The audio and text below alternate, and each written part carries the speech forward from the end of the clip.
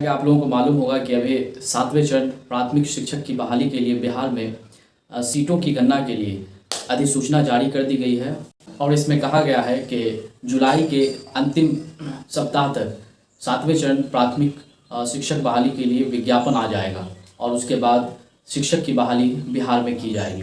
तो हम लोग इस वीडियो में जानेंगे कि कौन लोग इस भर्ती में शामिल हो सकते हैं, कौन लोग शामिल नहीं हो सकते हैं। बिहार के लोग तो शामिल होंगे ही, क्या बिहार के बाहर के लोग शामिल हो सकते हैं इसमें? क्या एलिजिबिलिटी होंगी, लोग शामिल होंगे वो लोग कौन कौन से डॉक्यूमेंट्स देंगे, तो इस पर आज हम लोग बात करेंगे। चलिए वीडियो शुरू करते हैं। शिक्षा मंत्री का बयान भी आया जिसमें वो कह रहे हैं कि हम 25 जुलाई तक 7वें चरण की शिक्षक बहाली का नोटिफिकेशन जारी कर देंगे। अभी सीटों की गणना की जा रही है। नोटिफिकेशन 2020 में ये जारी हुआ था जिसमें बताया गया था कि कौन कौन से लोग शामिल हो सकते हैं। वैसे कुछ लोग इसके बारे में कह रहे हैं कि नया नोटिफिकेशन आएगा और नया नियमावली बनेगा जिसके तहत जो है बहुत सारी चीज़ें चेंज हो सकती है। लेकिन 2020 में जो नोटिफिकेशन बना है शिक्षक बहाली के लिए, जो नियमावली बना है, तो उसमें जो है क्या सब बातें हैं अभी उसको जानते हैं हम लोग। तो उसमें ये कहा गया है 1 to 5 शिक्षकों के लिए इंटरमीडिएट टीचर ट्रेनिंग कोर्स और सीटेट या बीटेट पास होना जरूरी है। इसके अलावा 6 to 8 यानी स्नातक कोटि के जो शिक्षक बहाल होंगे उनके लिए ग्रेजुएशन और इसके साथ ही डीएलएड या फिर बीएड और शिक्षक पात्रता परीक्षा 6 to 8 पास करना जरूरी है। शिक्षक बहाली में कौन कौन से डॉक्यूमेंट्स लगेंगे, क्या कागजात देने होंगे। मैं आपको बता दूं कि 7वें चरण का अभी विज्ञापन तो जारी नहीं हुआ है जिसके तहत हम कह सकते हैं कि ये कागजात लग रहे हैं, लेकिन छठे चरण में जो कागजात लगे हैं उसके बारे में हम लोग जान लेते हैं। तो छठे चरण में 1 to 5 शिक्षकों के लिए मैट्रिक का मार्कशीट, मैट्रिक का मूल प्रमाण पत्र यानी कि जो मेन सर्टिफिकेट होता है, और इंटरमीडिएट का मार्कशीट और इंटरमीडिएट का मेन सर्टिफिकेट, और इसके अलावा जो आप टीचर्स ट्रेनिंग कोर्स किए यानी कि डीएलएड या बीएड किए हैं तो उसका अंक पत्र और उसका मूल प्रमाण पत्र, और इसके अलावा जो आपने शिक्षक पात्रता परीक्षा पास की है उसका मार्कशीट और सर्टिफिकेट, ये देना जरूरी है। और इसके बाद अगर जो लोग रिजर्वेशन कैटेगरी में आते हैं, जैसे जो लोग दिव्यांग हैं या फिर जो लोग पिछड़ी जाति, अत्यंत पिछड़ी जाति, या फिर जो SC ST में आते हैं, तो उन लोगों को वैसा सर्टिफिकेट जो कंसर्न सर्टिफिकेट होता है वो देना जरूरी होगा।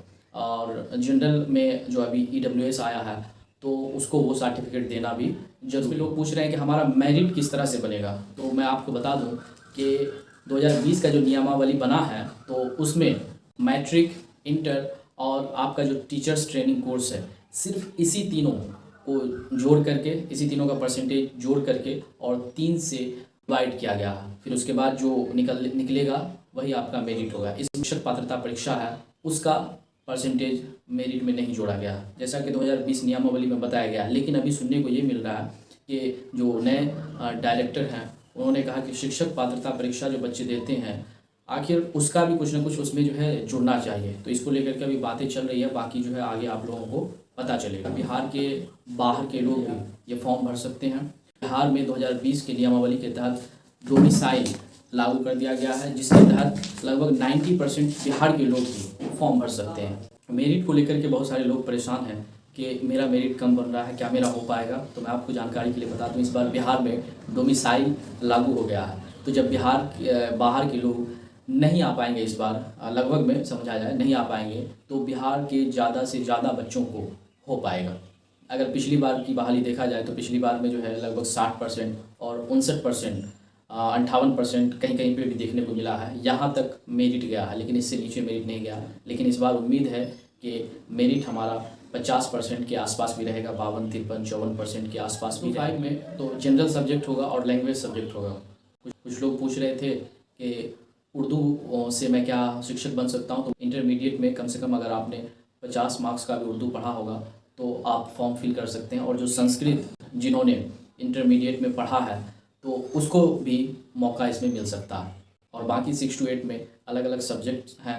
पिछले बार देखा गया कि सोशल साइंस का मेरिट सबसे हाई गया, यानी सोशल साइंस में सबसे ज़्यादा सीट फुल हो गए हैं। और उसके बाद बाकी जो लैंग्वेज है, साइंस पेपर है, तो इन सब चीज़ों में कई सारी सीटें बच भी गई हैं। अगर आपको ये मेरा वीडियो पसंद आया हो तो आप मेरे चैनल को सब्सक्राइब करें, लाइक करें और दूसरों तक शेयर भी करें।